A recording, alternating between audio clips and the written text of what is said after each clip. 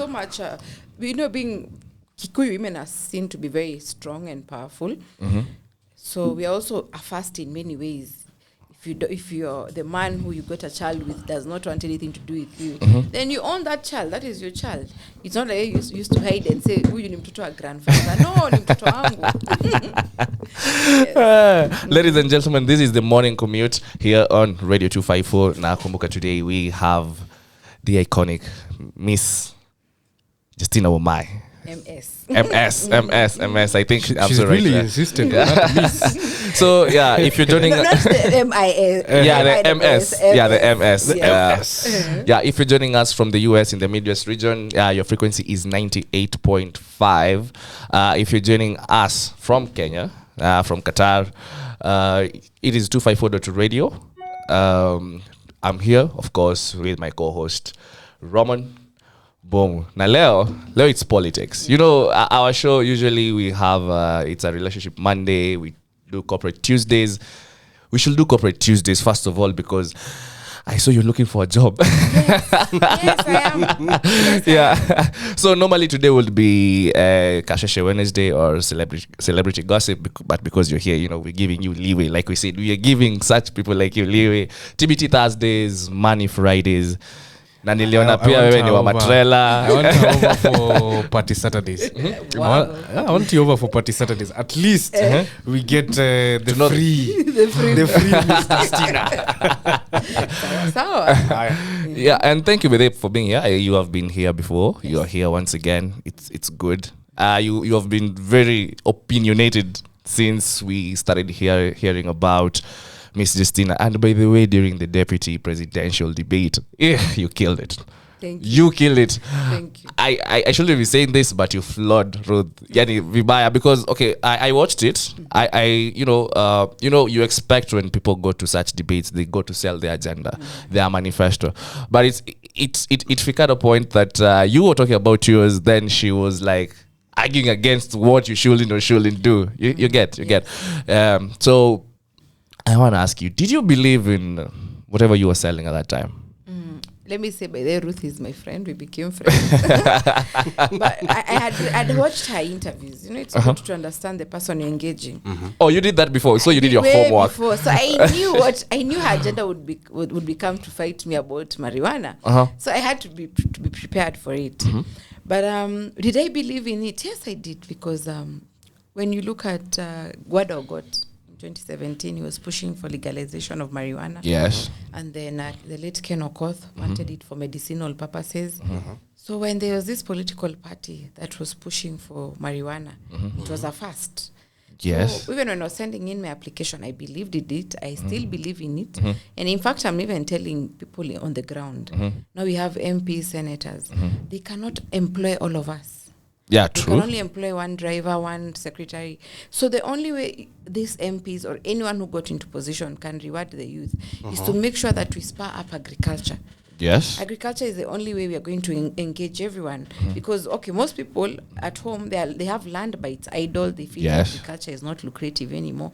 So the government that comes into place now should focus on reviving agriculture so that we can first be able to feed ourselves as a country and then also make it as a business. So that at least not every time during campaigns, everyone is expecting to be a driver, to be a secretary. You will not get those things. True. Yes. So anyway, but government still remains the largest employer till now, about 800 to 900,000 employees.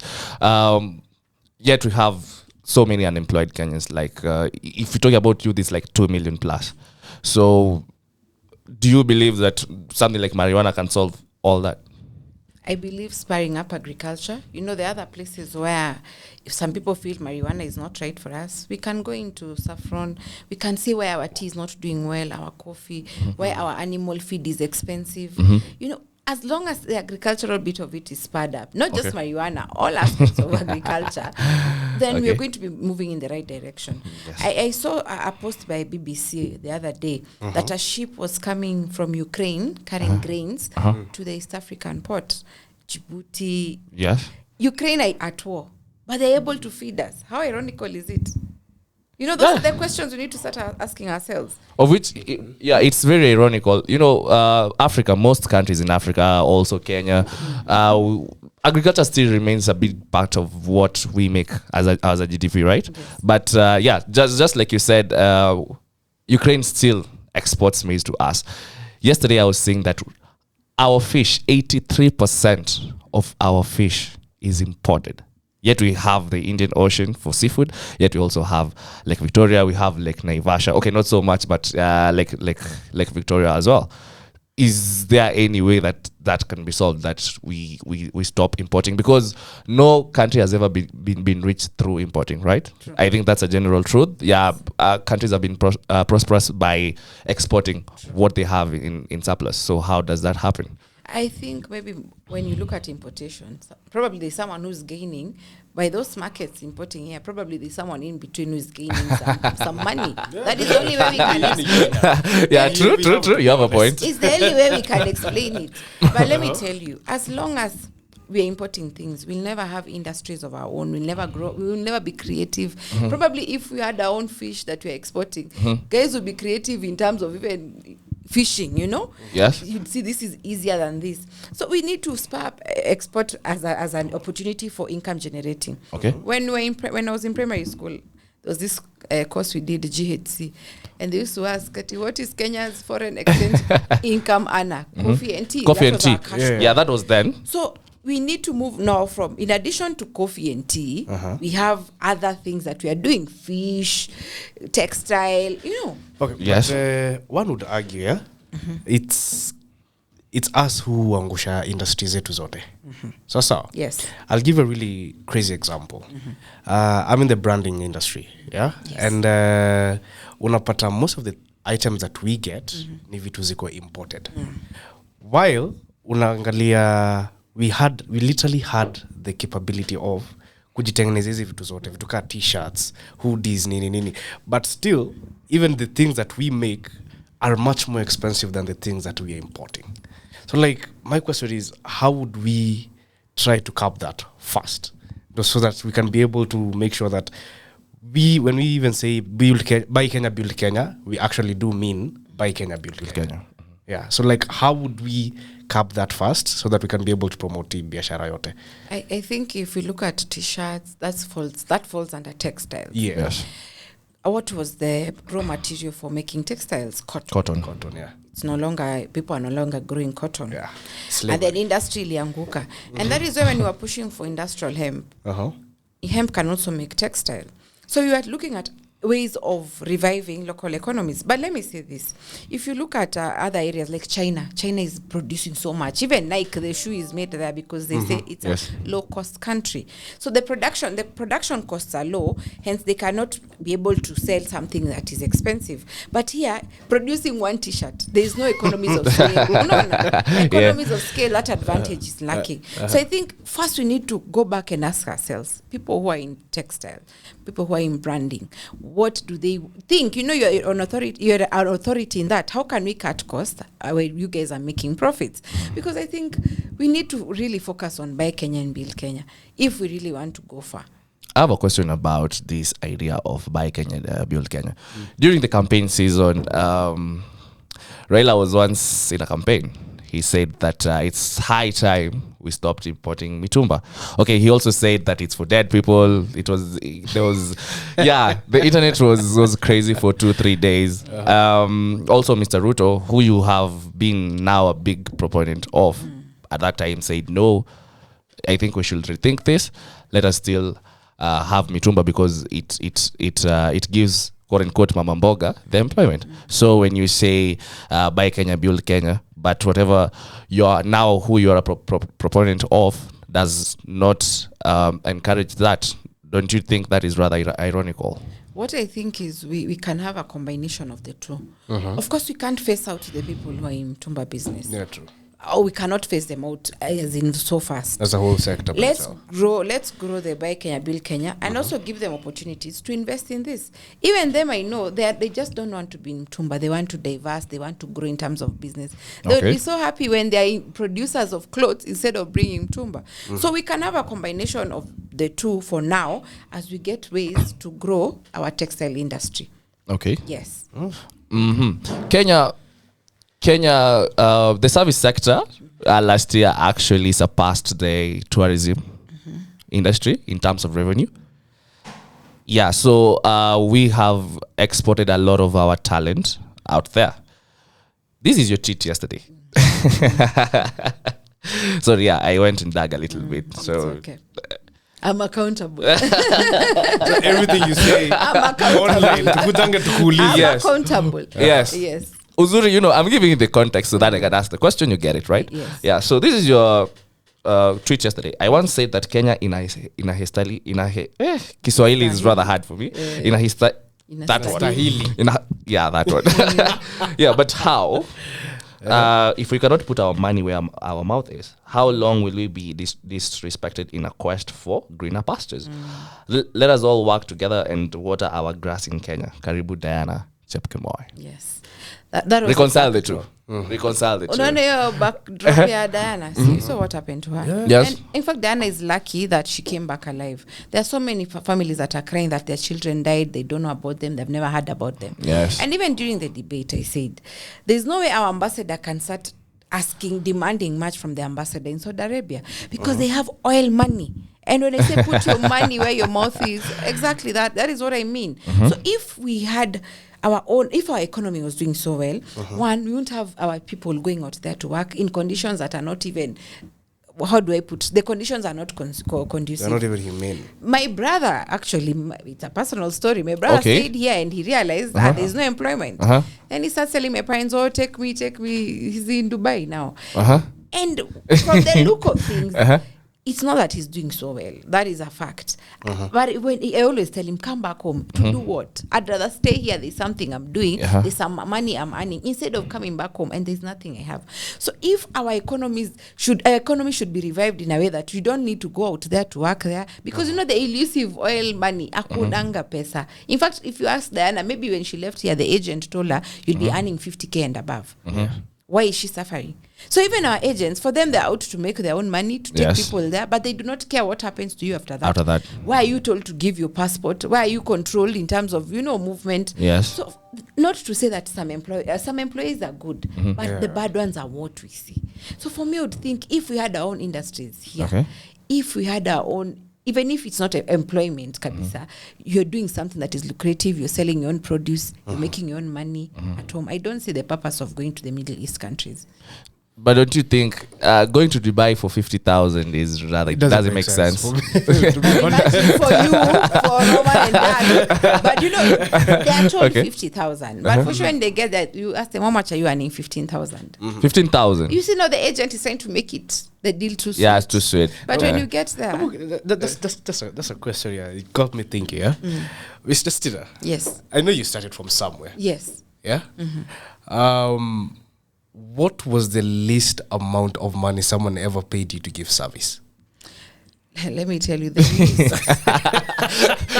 When you start, ukisikia mtu saying, let me tell you, this is deep. This is deep. Actually, the least. Do you know when I left Daystar, my parents live in Syokimau. I got an internship somewhere. Let me just say at KAA. Okay. So you see Syokimau on the airport. So my dad would drop me up on Mombasa Road and then I would walk to All the way to the airport. And in the evening, there is no matatu there. Yeah. I did that for almost 1 year. No money, no nothing. Kila saa walking. Mpaka one day I asked myself, what am I doing? For 1 year. 1 year. And then you're told, no, just familiar. Some people were here, they were absorbed, they were employed. So the 1 year for me was, I was thinking, I'm going to get a job in there. But one day I woke up and I said, no, this is too much. This is too much. I just told my parents I'm not going. And I'd been told I'd been pushed for by my mom's friend there. Okay. I just told my mom, tell your friend I'm not going to go there. Because 1 year I felt I'd missed. The least, let me tell you, hata sijui ni pesa ngapi, but Okay. people are suffering. Let me tell you, when you see me here, it's a journey, it's been a struggle. But I can thank British Council. When I was still doing the internship there, I used the internet. It's 10 years ago. I used the internet to apply for a job at British Council. It was a temp job. So from zero money to 70 Gs. What? Ay, nice. What? That's Hey. that's grass to grace. 70 Gs. Do you know 70,000 is a lot of money in Kenya? What are you saying? But you know, again, it was a short-term contract. Oh, yeah. So I needed to be careful what I'm going to do with the money. So whatever I got, I worked there like 5 months. So no, Okay, how old were you then? I was 25. 25, okay. That's when I joined my masters, because that salary I realized I needed to put it into good use. And then 70 Gs, okay, taxes nini. Oh, yeah. Alafu bado masters yenyewe 170. Ngoja, you're paying your school fees, but your dad was wanted around. I paid my masters. Though my parents walinisaidia hapa mwisho. Of course. Yes. Wow. So it's saving na kujinyima. It is safe to say ulilipwa na exposure. Hey, nakwambia hiyo by the hivyo ndo watu huambiwa. Unaambiwa exposure. Na free coffee. Free gari ndio ni serikali. They used to be given tea, let me be fair. They used to be given tea. And then when there are procurement tenders, your tender opening, there used to be lunch. So I've been there, guys. I've struggled. So like history employment especially vitu za nini kwenda kuinja etc. Diana was not the first case. Yes. But one would argue, sitting from where me and you are sitting, one would argue that our ambassadors, these guys when you wako huko wanafaa kuwa natutetea, one would argue they don't do enough. What would you say about that? I'm thinking if ambassadorial positions should be given to people who are in those host countries. Kama wako Saudi Arabia, instead of getting Justina here, huyo aelewi challenges za huko, utakukua kuishi huko, give someone who lives in Middle East. Like a Kenyan who has lived in Saudi Arabia. A Kenyan in the USA. They are the ones who are best placed to understand the problems that Kenyans in diaspora are facing. Yeah, true. So if you get me here as a reward for politics, okay, I'm not saying I don't want to be rewarded, but Wow. let's look into people who understand the challenges, because ule wa Kenya will be, how do you put it, they won't relate. So yeye atafanya tu kazi yake, but the people who have been there in the Middle East or in diaspora know their challenges. I think that would work best. There's a very interesting comment that has already come up. While you say hata umetoka mbali, someone can actually say that you're coming not from a bad family, because if you lived in Syokimau, also your dad was dropping you. Now imagine every other person in Kibera. I think he said Mukuru kwa Njenga. Yes. What do you think about that? What I can say is that it's good to appreciate my parents. We're just from a humble background, and of course I was raised. But humble is relative as well. I was raised in Kibera. You're raised in Kibera? Yes, a place called Fort Jesus. Okay. We moved in 2007 due to the post-election violence. See, so even Syokimau has grown now after that. So there was a before the Syokimau. And I can say Kibera has changed. Have you seen them fighting? They haven't. No, They haven't fought this But time. 2007 was crazy. Yeah. It was so crazy. And it was so disheartening to see that your neighbor is telling people, hapa kuna Wakikuyu. This is someone you've grown up, the kids you play with them. 2007, I was around 20 something. So you see, over 20 years we'd lived with these people. Yes. But then it turned out like it became a war between us. So I'm so happy that Kenyans are also moving in towards maturity. Kenyans are realizing, you know what, campaigns is like football. If Manu is well prepared in Arsenal. Amen to Manu first of all. Amen to Manu first of all. Kama unasikia na wewe ni mtu wa Arsenal, usisikie uchungu sana. Wote watu wa Arsenal usemaje? Ati huyu mtu atoke. See they're pointing fingers at someone. Yeah. That's for purposes of continuous improvement. Yes. So let's stop saying like elections is about life and death. Let's see, it's a competition between ideology, strategies, and how they were achieved. The more we see that, and the more we realize whoever who gets into the power does not just serve the people who voted for them. He has to serve everyone. Including the 8 million who didn't vote. Yes. Yeah, true. And which way they brings a very good question about legitimacy. This is what happened there. Okay, also Uhuru won around 54%, 2017.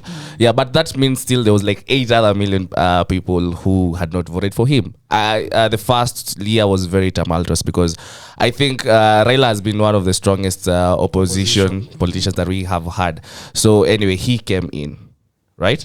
So now Ruto even got less this time. He had like 50.4%, right? So are we expecting something like a handshake in your view? Ruto has said there's no handshake. And I watu think wakule shida vile walikuja nayo. hata sikula shida. It's important to have a very strong opposition. You see now what we lacked this second term is a strong opposition. True. Due to the handshake. Yeah. So I think many things were left, you know, someone turned a blind eye, they didn't look at it. Yes. But when you have a strong opposition, I'm telling you the government of William Ruto will be put to task. They are going to be accountable. Yes. It's going to be somewhat an open government. So I think it's good when the opposition, and there's this office of the official leader of opposition. I think they even salaried. Okay. Come to think of it. So they're not, all is not lost. But the most important thing is, let's do things that are adding value to the development agenda of this country.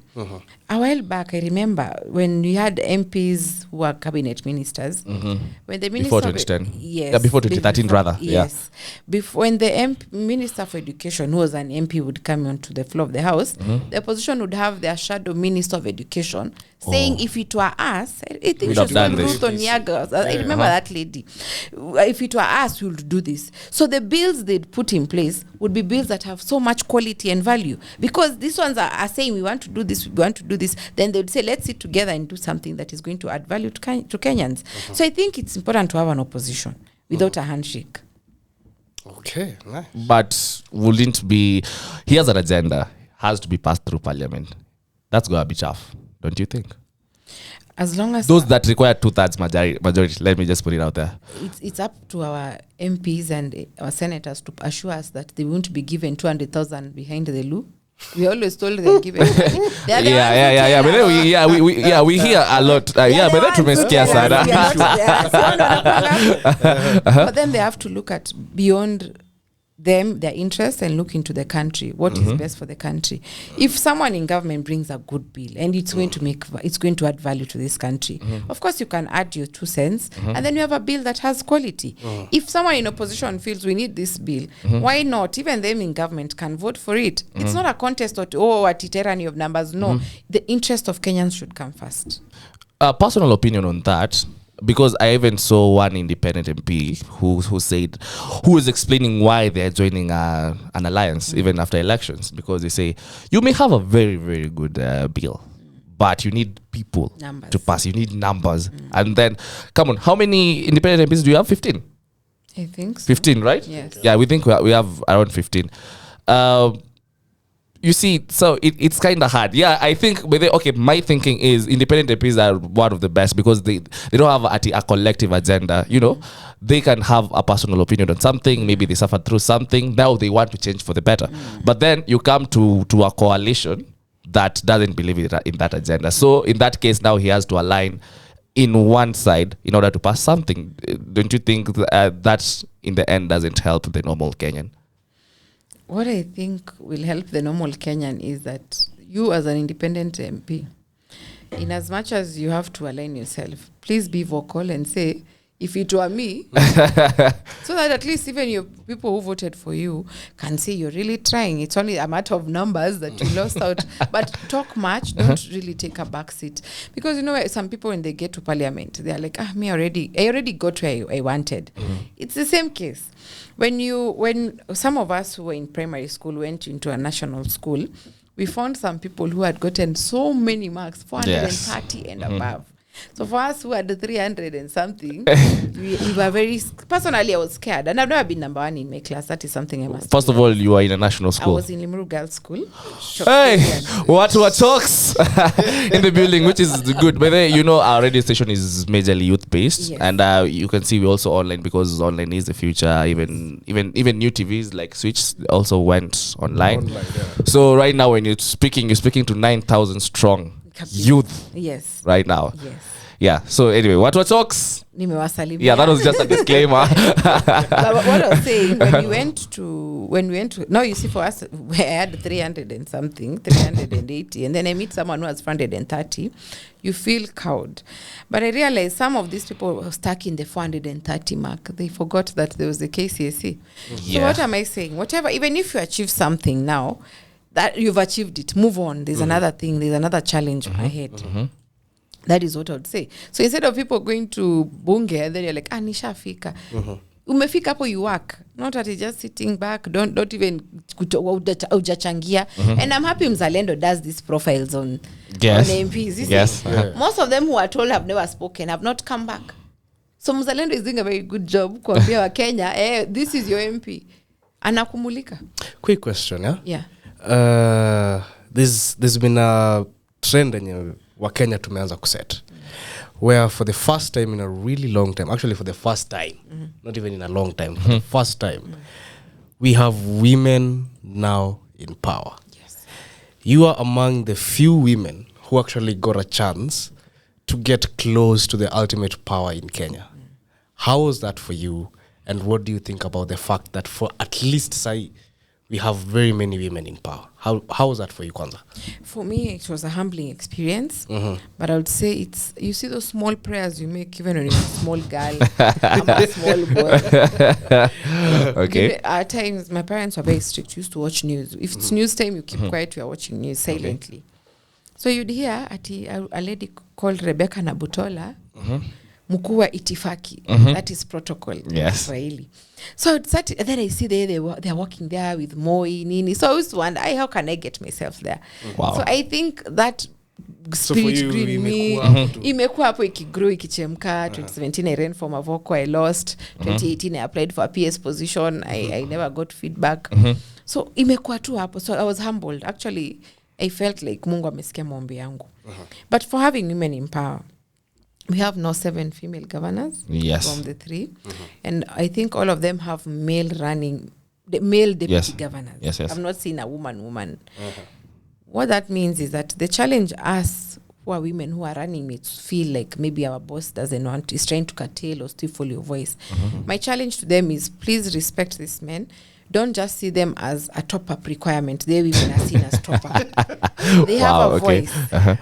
They represent a constituency of men. So don't look like they want to overshadow you. I think we should all think win-win in terms of execution.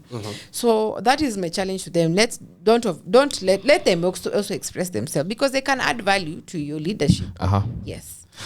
Kiasi tu. Okay. Kuna mtu, there was a comment, ndasema kuna mtu. There was a comment when there was a scuffle between you and your former boss. People said, Justina Wamae is trying to outshine their boss. What would be your ideal comment about that? Let me say, people might say that, but I'm asking myself, what have I done that is trying to outshine my boss? If it was the presidential deputy president's debate, I didn't go for the presidential. I went for the deputy president's debate, not his. So I'm not trying to outshine him in any way. And in fact, to be honest, and it's good to be honest, those are some of the things that he felt. And then sadly, he used to say them behind my back. And then people would come and tell me, he would say, I'm trying to outshine him. For me, I was thinking win-win.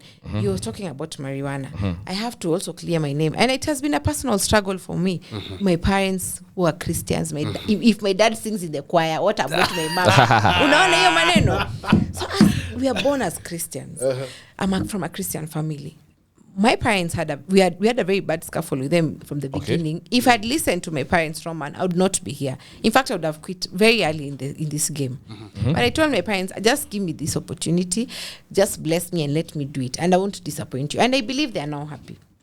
So I was not trying to outshine my boss.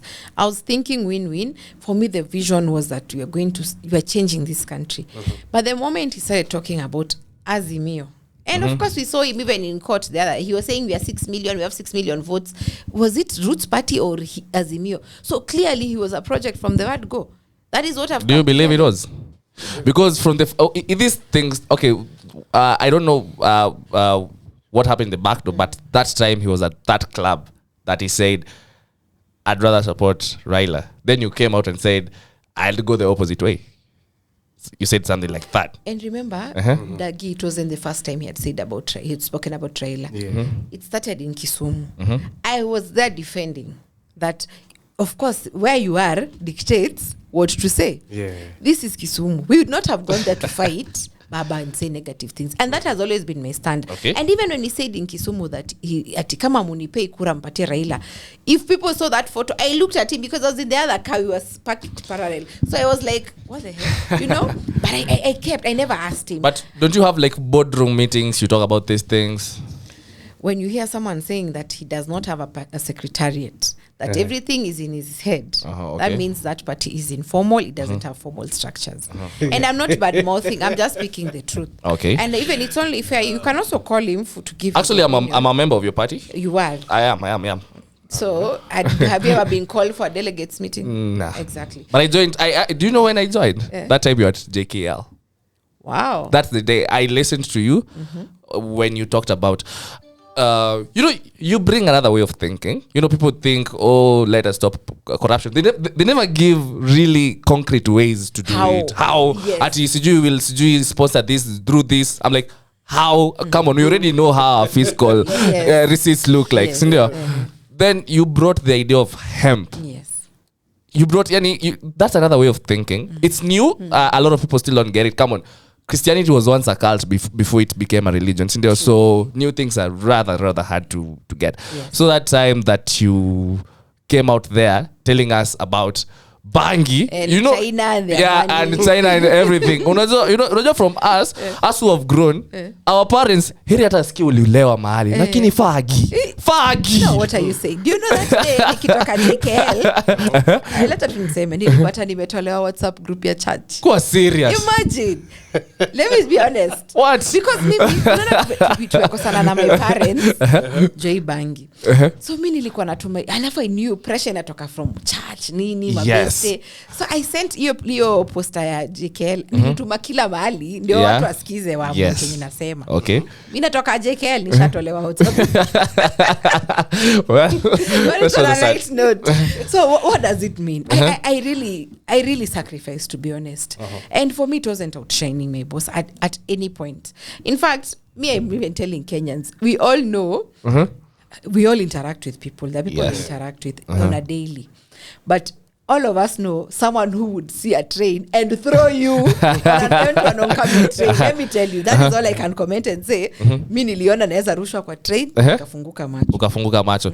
Did you believe also in selling hyena testicles, snake venom out there? Snake venom actually was a proposal by one of my uncles. Okay.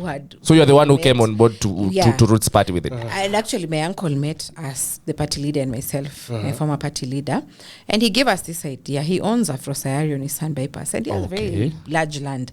So you're selling us, you guys, this is an opportunity for Kenyans and even KWS. Actually, he's the one who coached us on, telling us that idea. And we sat down later and realized, it's an income generating idea. For us, we are focusing on export. Not all of us will grow marijuana. Not all of us will keep, bees. Even bee venom is another thing, an avenue that we can explore. Okay. So my uncle, Mr. Gitundu, is the one who came up with that. And we embraced it. About hyena, to be honest, I never knew that he was going to say it. Really? If you saw me during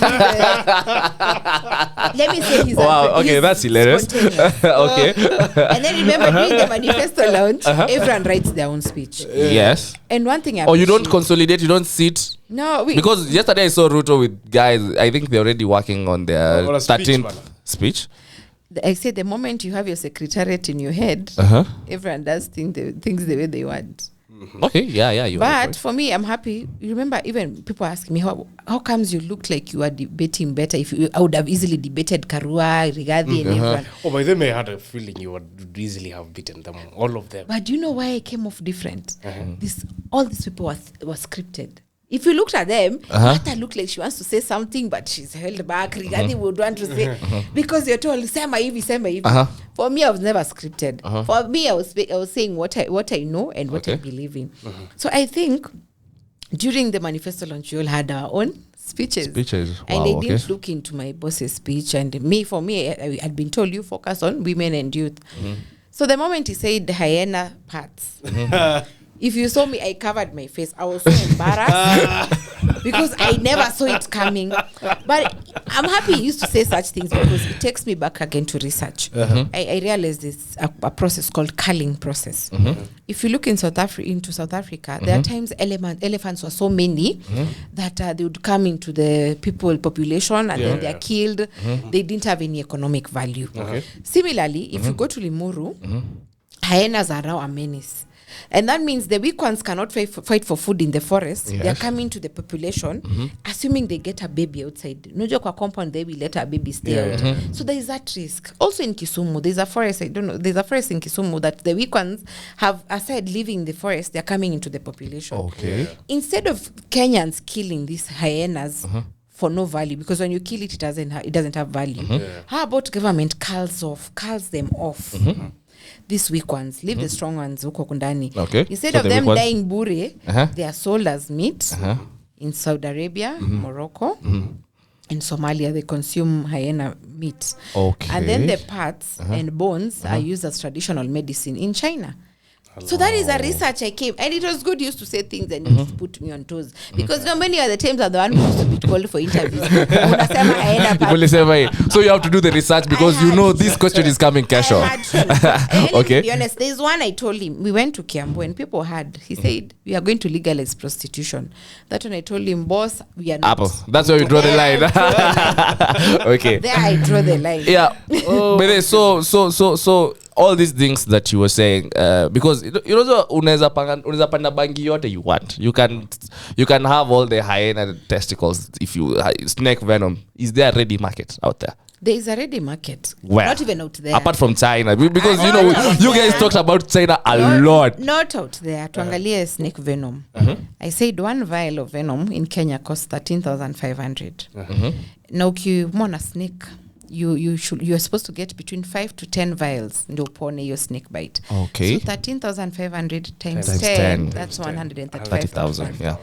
Remember again, there are over 3,000 species of snakes in this country, in this world. And we get our antivenom, we import from South Africa and India. Meaning the snake that is in India or South Africa is not like the same that is in Kenya. Or different species and all. So you're mutation. given antivenom for a snake close to. Are you getting? So it may not even effectively work. You might end up dying or losing a limb. So why not have our own antivenom that is homemade by Kenya, build Kenya antivenom? Are you getting? So that we can lower the cost of antivenom and save the Kenyan lives. So if it's about market, in fact, I want Kenyans start thinking, let's see ourselves as a market. Snakes are there. People are suffering in terms of snake bites. So once snakes are there, na market iko huku. And then also we are going to export. If the largest exporters of antivenom are South Africa and India, we can also compete with them in the international market. Yes. So that is the idea. So akuna market iko there, lakini pia local. If it's textile, we can start wearing Kenyan stuff. First we consume what we have and then we sell the surplus. So what happens if you join the Ruto government? They are not biggest proponents of, they're still saying mitumba ibaki. I said I can propose a combination of the two. As we're engaging the ones in Mtumba. Let me tell you, even the ones in Mtumba, if you engage them and tell them, we're going to give you subsidies, you're going to go into manufacturing, we can work together. Unajua maneno ni kuongeleshana. Na mali inchi imefika, it's about partnership. Government does not know it all. It's about partnering with Kenyans and telling them, what do you think about this? What do you think about this? So, hapo tutaangalia combination of the two. But with time, tutaface out Mtumba. So now, here's the thing. Right now uko in the wild west, umeshaingia peke yako, surviving. How does it feel being out there? One, as a woman. Two, do you feel like ni kama roots walikuacha ama ni kama wewe ndio uliwawacha? Which one is it? Are you still a member, first of all, before you answer that? I have not resigned as a member. You're still a member? Resignation is stuff 509 hash. Hiyo bado sijabonyeza. But of course nilifukuzwa. Of course I was thrown out. I saw there's another deputy leader. And I'm happy because like I said, you all know someone who would want to throw you under the bus. So for me, I'm happy that was done. That is done and dusted, in my opinion. It served the purpose. So on to the next challenge. So sikuwaacha, wao ndo walinifukuza. Okay. But it was on principle. I don't know why. Maybe there were external factors that forced my party leader to start supporting Azimio. I do not know. But I wish he told me, or he explained to me, this is the rationale. Okay. But for me, one thing I told him, I will not betray the trust of Kenyans. Remember at that time, Kenyans were even printing T-shirts. Their own money. But they actually, to be fair, on the ground, kulikuwa a lot of belief. Kenyans believed. And nilimwambia, tukianza kuitwa project, we are going to lose the trust of Kenyans. And for me, I'm only 35. Bible inasema unaweza ishi 70, ingine unaongezewa. 35 years of clearing my name missing. Mimi singeweza. So maybe hapo ndo tuliko sana. So how does it feel? How to be a woman? For you right now being a woman? Like out there. Out there in the world. And people kuna a section of people who are busy calling you traitor. Yes. And then there's a section of people who really want to know, especially for the young girls who are actually looking up for female people to look up to. How does it feel for you? Let me say kwanza watu wananiita traitor. That is good feedback, positive and negative. You know, feedback is feedback. And everyone is entitled. You know, I won't really explain myself, but I've said I would not have betray the trust of Kenyans because if you are supposed to support anyone, we should have supported them the time we were 55 presidential aspirants. Yes. So we cannot get here cleared, we become presidential candidates, and then we start supporting someone. That one, in my opinion, is downright hypocrisy. And if Kenyans want leadership, you want a leader who stands firm and say, this was the vision, I'm not going to change. I don't know about why. I said maybe the external factors, which I do not know. So I'm not a traitor. But being a woman out there, 2017, I was not married. So for the only thing I did, I just told my parents I'm running for a seat. But this time round, I'm married. That's the difference. And I remember there's an interview I did, and I said, if my husband had not given me permission, I would not have gone. Really? And people are commenting, they're like, why should you seek permission? But you see, the power of seeking permission and getting his blessings was because after all said and done, you saw the letter that was written that I was given accommodation and a car. Yes. Assuming I had gone kichwa ngumu, I would have lost my home. Yes. Politics has gone astray for me. I would be depressed. So I think for every woman, women are judged harshly. For every woman, it's upon you to do which is right from your house. Don't kosana with guys at home because of your vision. Once you're married, that's a family vision. Yes. It impacts on the family as a whole. So you sit down and discuss with whoever, your husband, your children, if they're of age, and tell them this is what I'm thinking, and try to convince them, as opposed to kwenda kichwa ngumu. For me, that is one thing I've learned. Kichwa ngumu would have costed me for sure. Kwanza ati accommodation. You know how that looks on me. And I thank God, every time I used to go. So you were not given a car? I was not given an accommodation. Haukulipiwa rent mali. Hakuna. Wacha tu. Unajua vizuri. But you see now the direction politics takes. What was the intended purpose of that? Of that, okay. So that's the challenge of being a woman in politics. So you'd rather do things right so that there is no, cover all your bases, so that there is nothing that will come up and you seem like you're not straightforward. Okay. Politics. Personal interests over general interests, or vice versa. Take one. Both. This is your tweet. I'm not going to read the first part of it, but ulianzia Biblia usema. Yes. Speak the truth. Kivuda Kibwana. Governor Kiraitu Murungi, Dr. Alfred Mutua, David Maure, Ruth Mutua are all looking for a job right now. Sembuse mimi. Now, in fact, I wanted to put a photo up at that time. Nikasahau. Alafu by Twitter inasonganga kila siku. Hakunanga edit. But the good thing by the Twitter is actually bringing an edit button, so that's a good. Yeah. They should, like Facebook, you add something because also Instagram has that. I should have added a photo that time in 2018 when we did a presser that we were seeking positions for cabinet secretaries, and there's a photo that is there. Do you know your time? Let me show you. What are they saying? Eyeing what? And who is that? Eyeing cabinet positions. This is Miss Justina Wamae here. That is back in 2018. A group of youth want Uhuru to consider one of their own. Wow. Yeah, I've seen it. Confirmed, seconded, I'm a witness. So, it's good to kusema ukweli, unaona? Okay. For me, we were going out to get a position party leader would have gotten presidential. If you had won, I would have been deputy president. Yes. Kagonga mwamba. On to the next sasa. Mi naomba kazi. And not to say that I'm not employed. I work for my husband. We're into excavation and supply of building materials. But then mama wa malori. Yes. Yeah. That is what we do. But everyone has their passion. What do you love to do? For me, public service. Okay.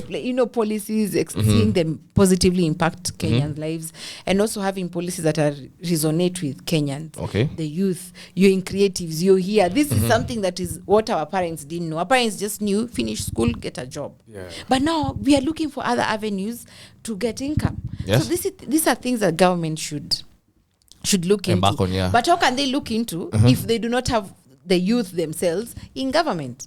So that is why I'm looking for a position, so that we can work with the other youth who are in creatives, who are in the Senate, who are MPs, because they might come up with very good laws. But what about implementation at the executive arm of government? Okay. Have you ever been corrupt yourself? What ujaipeana chwani mahali ukasema hapa mkubwa hapana. Unajua Meja anasemanga tabia za Wakenya.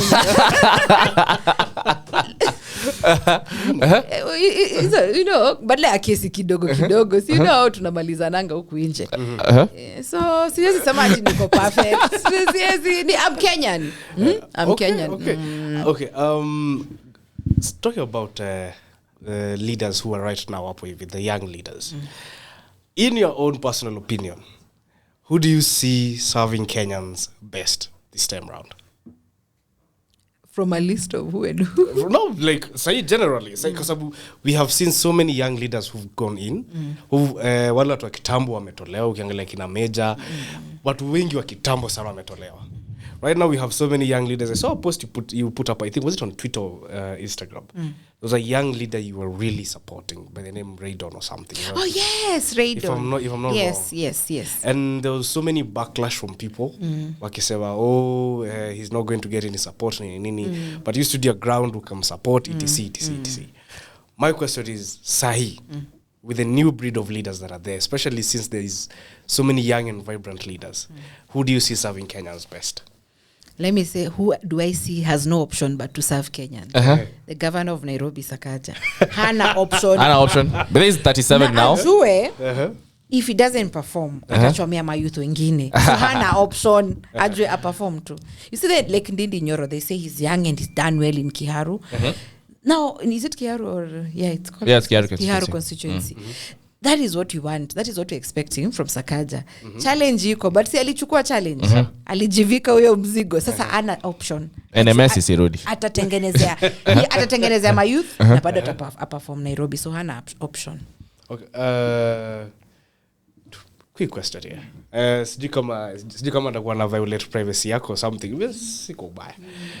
This is youth based. I mean, it's high time we accept some 2 or 3 things, which is good. We talked about the other way of thinking. Towards kukuwa na all this kuna a lot of bureaucracy that does not even help us at all. Sindio?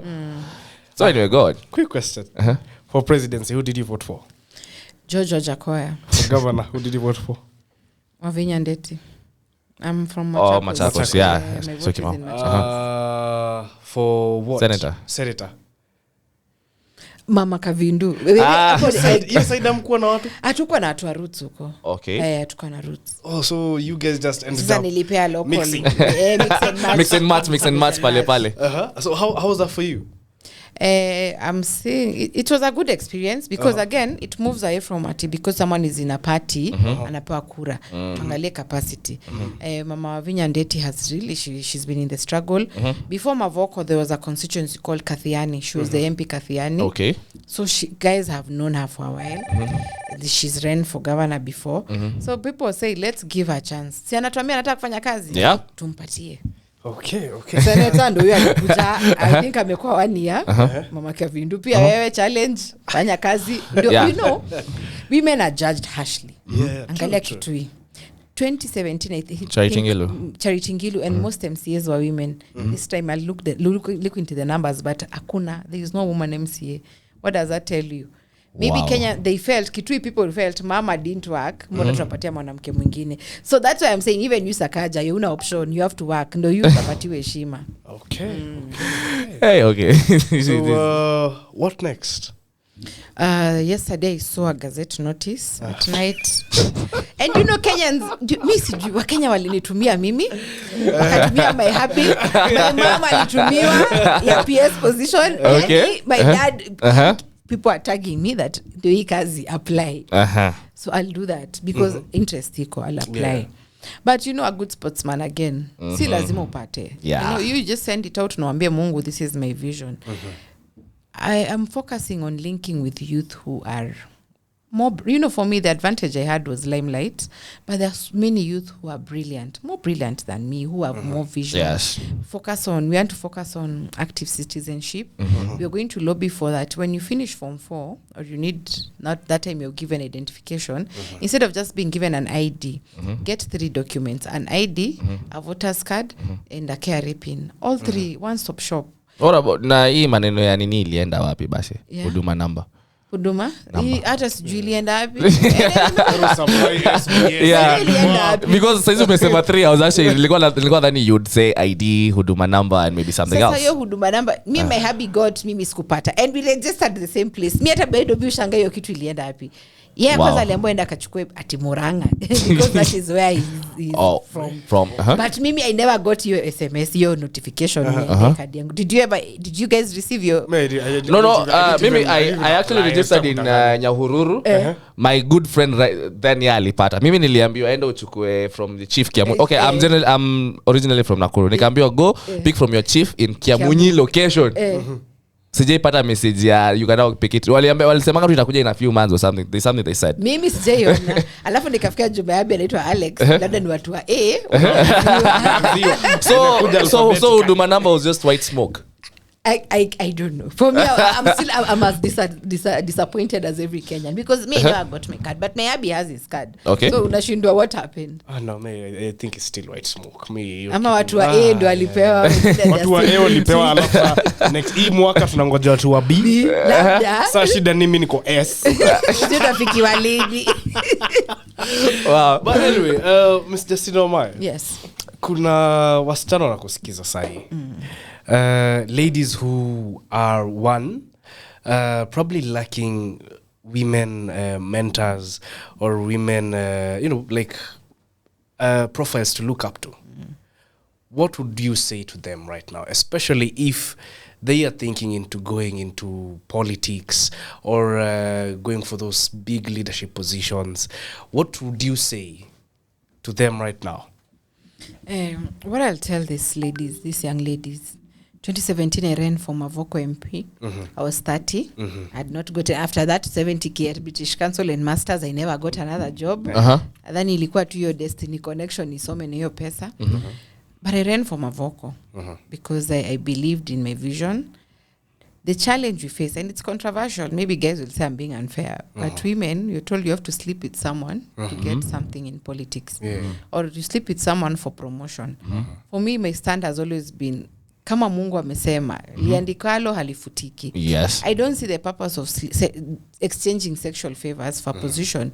You go out there. I went out there, spoke to Kenyans, spoke to people of Mavoko. Of course, I never got the Jubilee Party ticket.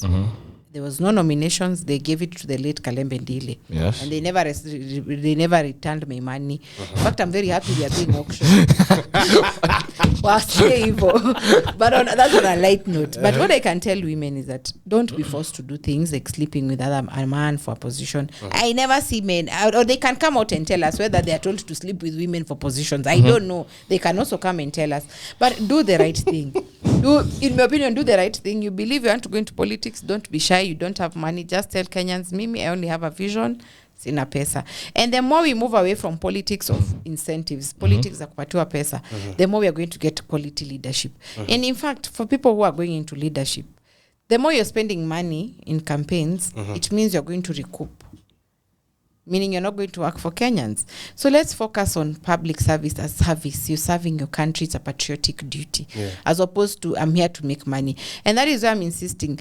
the government that comes into place must ensure that there are other avenues of making money in this country apart from politics and deals and tenders. If there are other options, Kenyans hawatakuwa na haraka na hizo matenders. Even corruption will go down because if you're supplying donors, in your heart you're doing it as a public service or a patriotic duty as opposed to making money. So we need other opportunities, agriculture being one of them.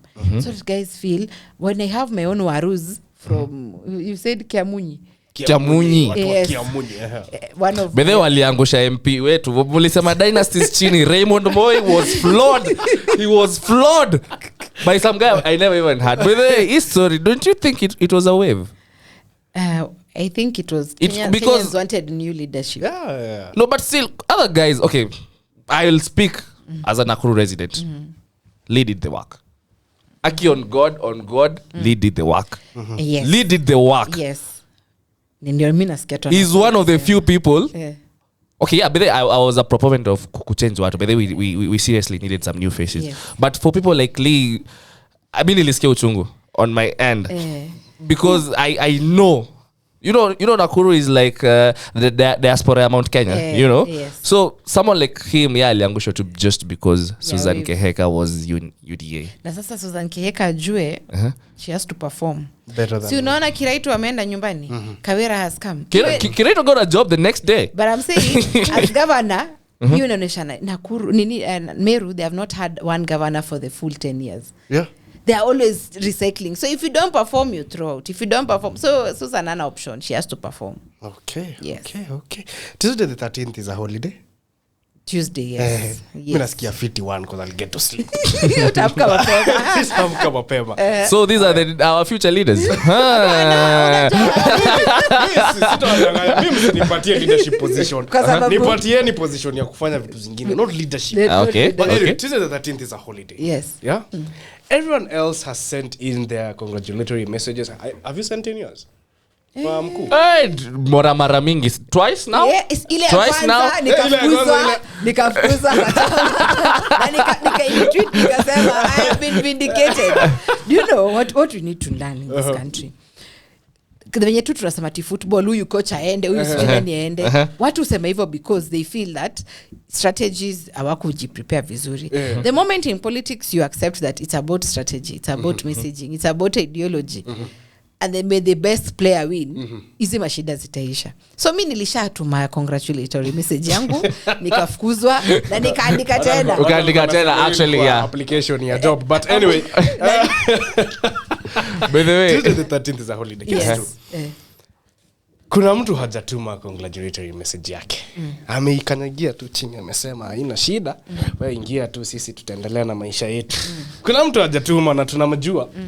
We are not in the business of naming names, but UK iko hapa, mtu hajatuma. You're being subliminal right now. What do you think about that?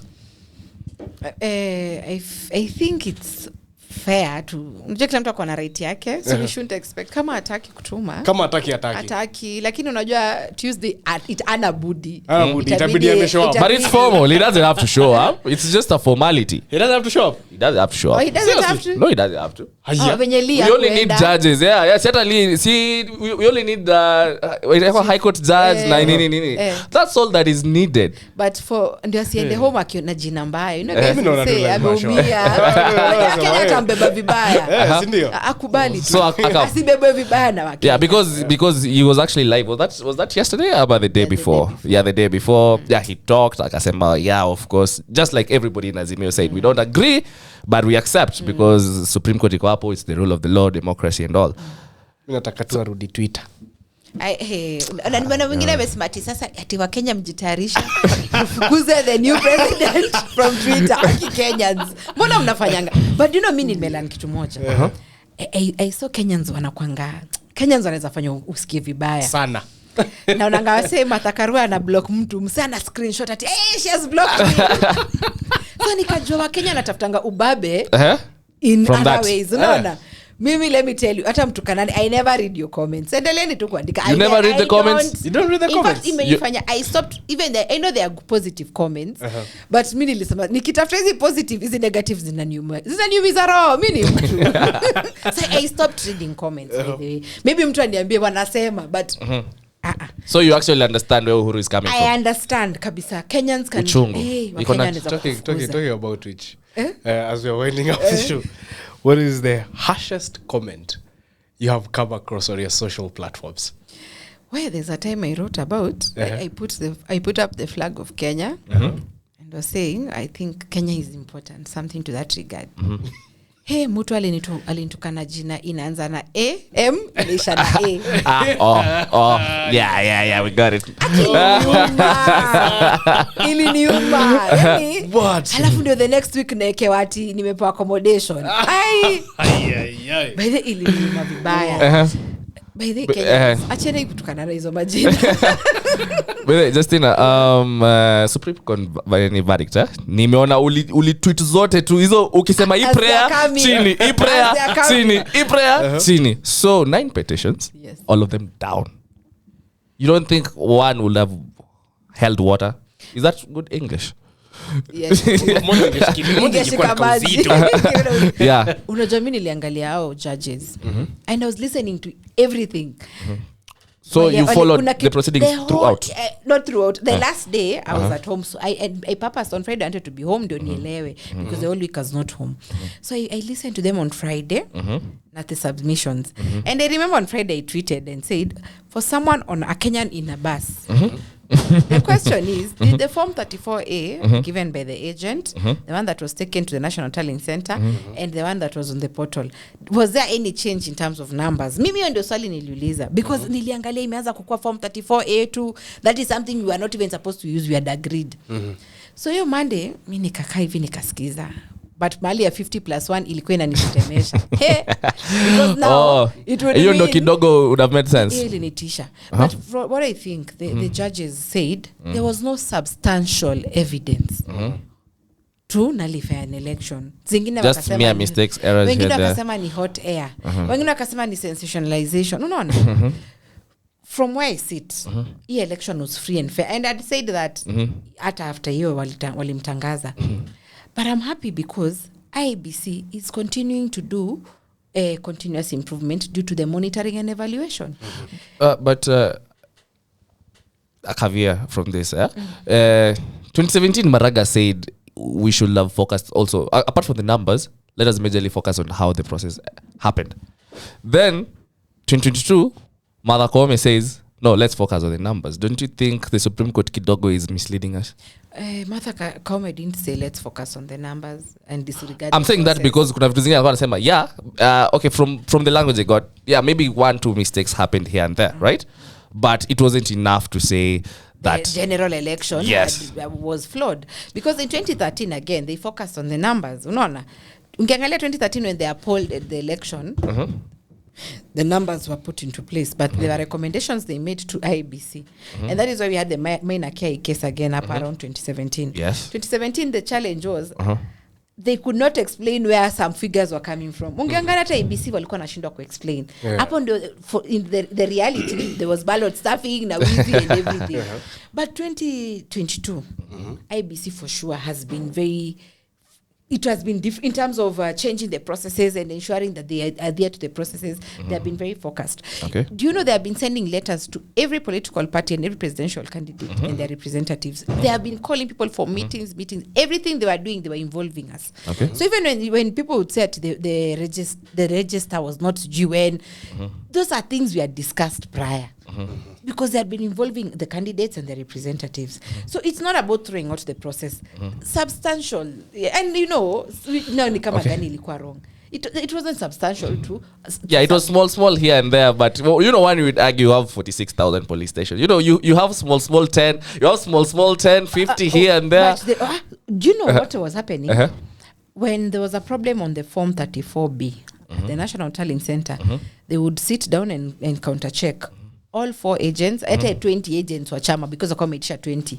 Hapo National Tallying Center, there was a form called NTC form. Okay. Mali kulikuwa na discrepancy, all of them would sit and agree. yes, hii discrepancy iko, hizi kura ziongezewe, as in So all even of the Azimio guys were there. they were there. Okay. And that is where the question is, where are they fighting it the last minute? They were part of the process. Wangeanza kutuambia no, we've been locked out of Bomas, nini. Everyone was there. Na ndio mimi nasema let us accept it's strategy. It is how you've won. You've seen others being blamed, the 8 pesa ya agents. Yes. This Yes. is We saw that. In fact ndo alisabotage chama yao because ukikula pesa So ya you truly agent, believe Kina Junet truly did that? in fact my proposal, let's vote from our phones. Waekange una vote on Sweden does that actually. why not us? In fact the makaratasi hizi ziko na security features are so costly, printing is costly. Why don't we have model ilikuwa 1000 bob? Yeah, but yeah. Imagine. And in India niliona ni 65 bob 65 bob. per ballot. Sasa So we have one of the most expensive. I think Yeah. at one person, one Kenyan alihesabiwa ni 6k ama Don't- kama ni 1000 bob the 6 ballot papers 6000 6,000. alafu kuna administrative maybe hata 10k per Kenyan, maybe Per Kenyan. 10k. Imagine. Unaona? Why don't we have then a system that is that I know systems work. Hata kama anasema Jose Camago was there. Let's vote But truly, from. but you know again they say I'm trying to look it from the other way. Where they smoke there's fire. I mean every rumor maybe has like a small truth in it. Don't you our Venezuelans nothing? The ABC nothing at all. Unaona Dagiu ukienda bank and then you want your statement printed. See there's those logins jina ya huyo mwenye Yes. ameprint. I think that was the purpose. He printed. I mean I don't know where they printed. Maybe it's mathematics. Sijui kama iko Greece ama iko They said in Greece. Greece. But hatujui kama wako na I don't know what I'm trying to say. Kenyans, it's not going to be perfect. Okay. Hata sisi hapa kuna we are not perfect hapa. We are always improving in our systems. So let's start giving confidence to our institutions. You see Public Service Commission advertising for a position on Facebook. Kenyans are telling them andikeni wenye mnataka tumewazoea. But hizi vitu si mnasemanga by the time we see them on the papers they've already decided this, which is why I wanted to ask you a lot of what you've said, can't we judge it as utopia? You want the best, you talk about how systems should be, but at jana we talked on phone, he said kwa ground mambo ni different. But it's mambo good. ni different. Hata kama it's unattainable, the first step is talking about it. Let's continue opening up the vision of Kenyans to new ideas. Wacha tu tuendelee kuongea, even if ni utopia, wacha tuongee, let's do our bit, and Kenyans will just continue start learning about the fear we have in this country is to think different. Utachekelewa, mabiste watasema nini? Kwa mimi usema hata mabiste wangu hata wananijua tu. Mimi usema Kenya nataka. Okay. Talking of which, what is right now the biggest misconception people have about you? That I'm a pushover. People think they can push me around. My friend, mimi nakanga kwa kamawe na where we used to sit. But people think I'm a pushover. But another thing is, I think Kenyans judge me too harshly. They say I was given limelight. I wasn't given limelight. I earned the limelight. You had it already. I earned it. I sent in my application and Did you know Roots before Wajakoya became Wajakoya? I'd heard about it. But remember the motivation was legalization and regulation of marijuana. No. So you went there with a purpose. You went there with a was purpose. See, they had he was amplifying what Guado Ogot had said, what the late Ken Okoth had said. This is a political party that is bringing this idea, which I love. So nilienda hapo because I had the interest. Okay. True or false? Do you or do you not partake in marijuana? I have never smoked. Ever in your life? Let me tell you. My mom, we used to pass somewhere hapo Kibira. Then she said, in Kikuyu hapa pananuka bangi. Na mama anajua hii harufu aje. But me hata sahi, not unless now we sit sahi, mwanzo kuniambia hii ndio harufu. I don't know. You don't know. For real? Never ever? Hata ile mtu akakwambia so just how you're told that thing itakuharibu kichwa, mzazi anakuambia they are struggling to pay your school fees, uharibike kichwa. So I was thinking like Kenyans, and that is why I went to task to even read about the two species. Okay. Because in my heart I was thinking, okay, THC ikiabusiwa, it's for medicinal purposes. Yes. But when you abuse it, then what happens to our Kenyan children? Okay. That is why I realized kuna mpaka CBD hiyo iko na industrial hemp and doesn't have the psychoactive ingredient. Yes. Yeah. So if you were to partake No umefocus on anything. Hapana, labda yashike kama hizi scented. Hiki tu Kama udi. Hiyo kama udi. So wewe you are pro legalization of commercial. What do you think about recreational marijuana in Kenya? Because you see, kuna ule mtu mwenye alikuwa na support roots akijua hapa wakikubaliana na sisi tunatuanga hii kitu like the way people would do with like cigarettes out there. So okay, what do you think by the way? Nini pale Jivanji tunafunguliwa place yetu. Wanafunguliwa place yao. Smoking zone ya marijuana. Smoking zone yao sasa. That was a thing. Watu walikuwa wanasema hivyo.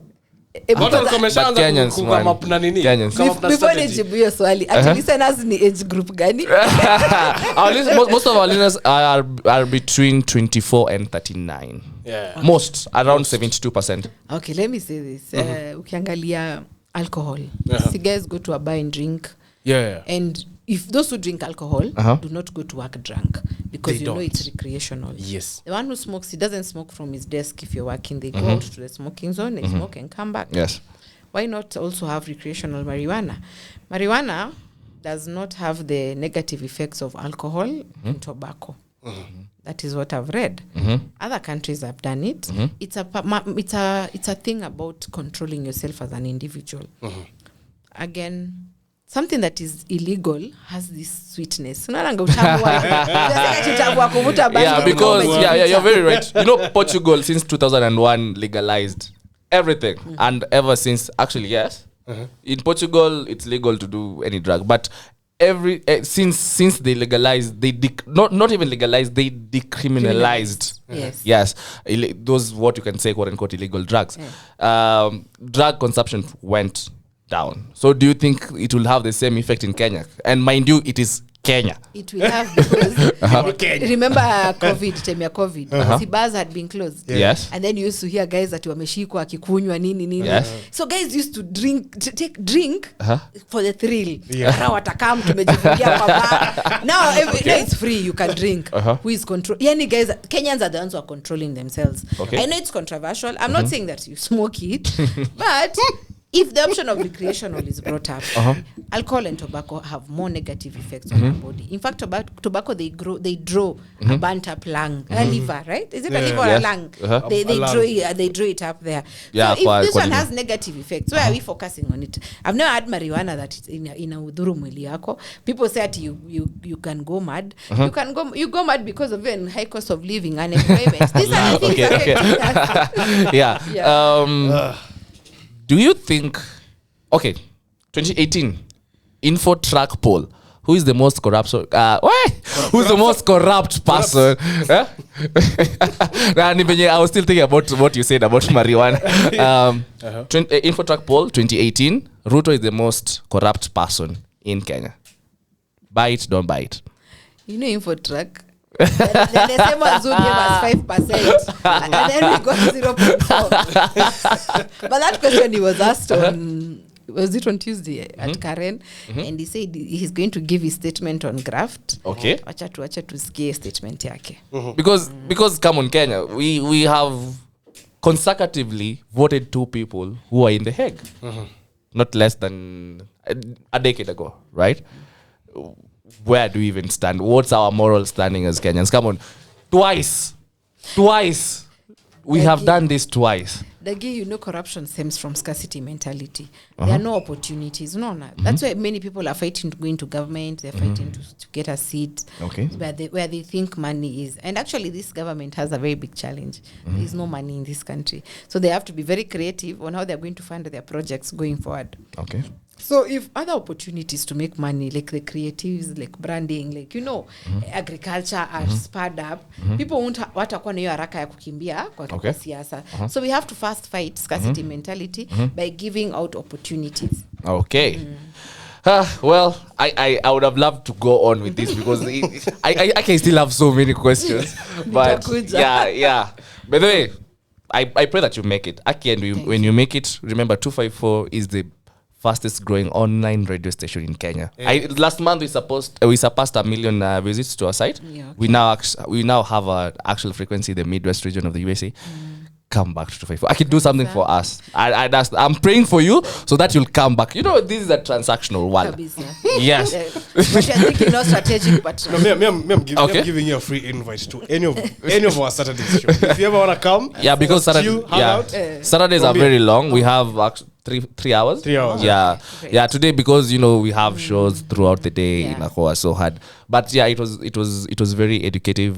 Learned so much. I'm pretty sure people who are watching right now on Twitch, everyone who is following through on Twitter, because I'm telling every snippet of something you've said is already on Twitter. I hope you don't get backlash from any. But anyway, yeah. So anyway, I hope you will be back. Thank you. Yes. I'll Miss come. Justina Wamae. Yes. Any last words? This one sounds like a movie. Any last words? Before I'm short. Anyway, any last words? What I can tell Kenyans is that we have to look at politics and leadership in terms of your side. Kenyans, you're not doing anyone a favor by giving them your vote. You deserve the best. Start questioning your governor, your MCA, your senators, your MP. And also, start telling them, because they cannot employ all of you. Yes. You need the economy revived in terms of agriculture. Fimbo ya mbali haiui nyoka. Fimbo Yeah, ni true. hiyo shamba tuko nayo hapa. Yes. Yenye hatutumii. So anza kuwasukuma.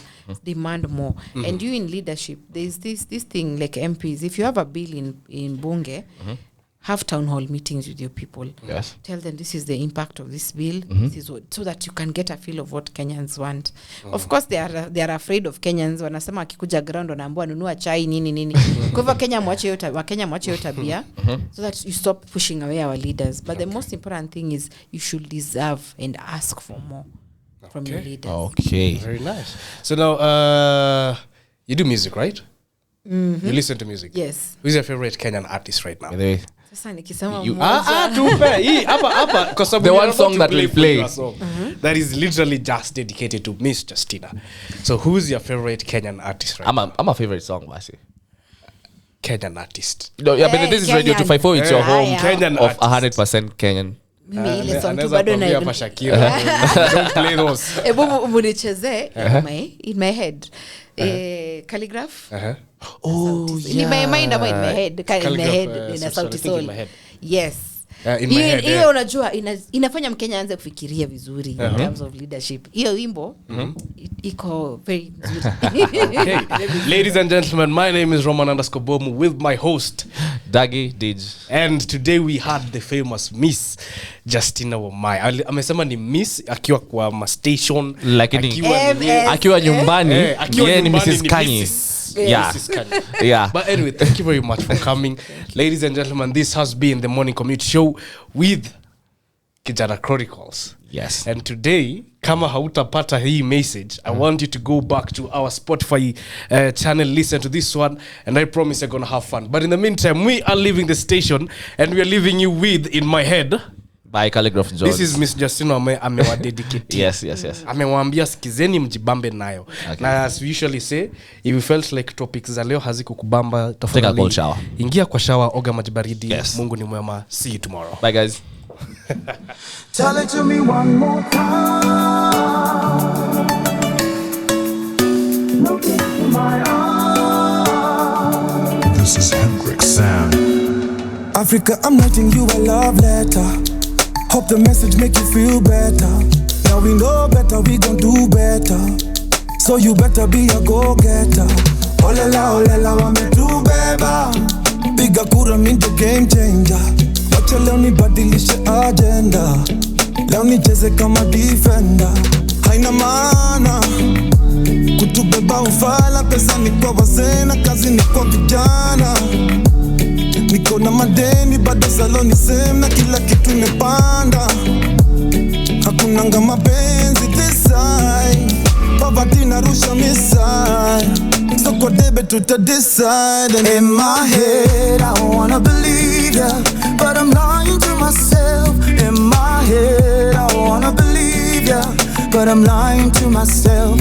In my head I wanna believe ya, but I'm lying to myself. In my head I wanna believe ya, but I'm lying to myself. Hey yo, I say it as it is. Me you wanga city shiki. You topics up address quizzes, you are pretty picky. Why is that? Campaigns zinapigwa na piki.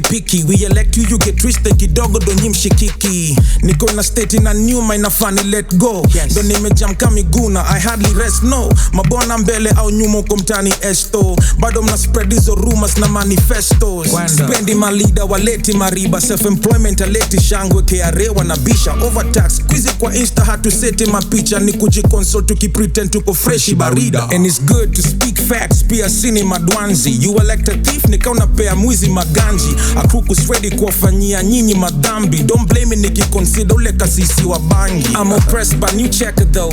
It's a facade that I use when lacing this metaphors. Kenyans will only listen to you kionyesha dope. And who's to blame for this culture? I guess we'll never know.